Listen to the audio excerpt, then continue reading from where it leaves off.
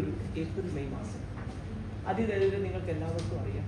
അവരെ ക്ലേശഘടകങ്ങൾ കണ്ടുപിടിച്ച് അവർക്ക് ഭക്ഷണം, മരുന്ന്, അതുപോലെ കുറച്ച് പേർക്ക് വരുമാനം, മറ്റു ചിലർക്ക് പാർപ്പിടം ഇനിയും നമ്മൾ കൊടുക്കേണ്ടി വരുന്നു.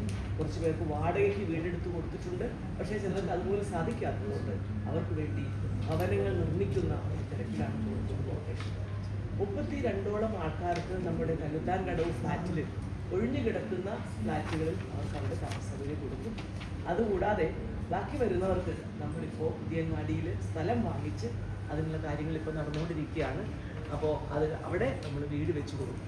ഇതാണ് ഇപ്പോൾ ഉള്ളത്. സ്ഥലം വാങ്ങാനുള്ള രജിസ്ട്രേഷൻ മിക്കവാറും നാളത്തോടുകൂടി നടക്കും. അപ്പം അങ്ങനെയുള്ള കാര്യങ്ങളുണ്ട്. അതോടൊപ്പം വീട് അവർക്ക് വെച്ച് കൊടുക്കേണ്ടതുണ്ട്. ഈ 32 പേരെയൊക്കെ നമ്മൾ തിരഞ്ഞെടുക്കുമ്പോൾ ഏറ്റവും അധികം ബുദ്ധിമുട്ടുള്ള ആൾക്കാരാണ്. അവർക്ക് വേറൊരു വീട്ടിലേക്ക് മാറിയേ പറ്റൂ എന്ന അത്രയും അവസ്ഥയിലുള്ളവരെയാണ് ഞങ്ങൾ. അതുപോലെ പിന്നെ പെൺകുട്ടികൾ മാത്രമുള്ള വയ്യാത്ത അമ്മമാർ, അതുപോലെ രോഗികളുള്ള അച്ഛനും അമ്മയ്ക്കും രോഗം വന്നിട്ട് മക്കൾക്ക് രോഗം വന്നിട്ടുള്ള ആൾക്കാർ, അങ്ങനെ വളരെയേറെ പ്രത്യേകമായ ഘടകങ്ങൾ കണ്ടുപിടിച്ചിട്ടാണ് ഈ ഫ്ലാറ്റിലേക്ക് മാറ്റുന്നവരും. അതുപോലെ ഇപ്പോൾ വീട് കൊടുക്കാൻ വേണ്ടി സ്ഥലം കൊടുത്ത് വീട് കൊടുത്താൽ ഏതാണ്ട് ഇപ്പോൾ ഉള്ള അതിദരിദ്രരിൽ ഒരുവിധം എല്ലാവരുടെയും പ്രശ്നങ്ങൾ പരിഹരിക്കപ്പെടും. എന്നാലും കോർപ്പറേഷൻ വെച്ചിരിക്കാൻ കഴിയില്ല. ഭക്ഷണവും വസ്ത്രവും അതുപോലെ അവരുടെ മറ്റ് ചെലവുകളും റെക്കറിങ് എക്സ്പെൻസ് ഒക്കെ കോർപ്പറേഷൻ തന്നെയാണ് അവർക്ക് വേണ്ടി ചെയ്യുന്നത്.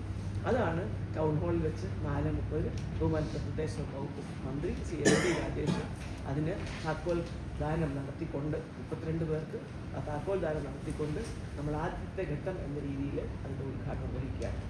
രണ്ടാമതായി പ്രശ്നം കൊറോണ കഴിഞ്ഞത്തെ ആ അതിദാരിദ്ര്യത്തിൽ മനുഷ്യർ എങ്ങനെയെങ്കിലും ജീവിച്ചോട്ടെ എന്ന് വിചാരിച്ച ചെറിയൊരു അയവിൻ്റെ മറവിലാണ് സത്യത്തിൽ ഒരു നിയന്ത്രണവും ഇല്ലാത്ത രീതിയിൽ പല ഭാഗത്തും ഇത് കൊണ്ടുവരികയും അത് ക്രമസമാധാന പ്രശ്നത്തിൽ തന്നെ ഇടവരുത്തുകയൊക്കെ ചെയ്തത്.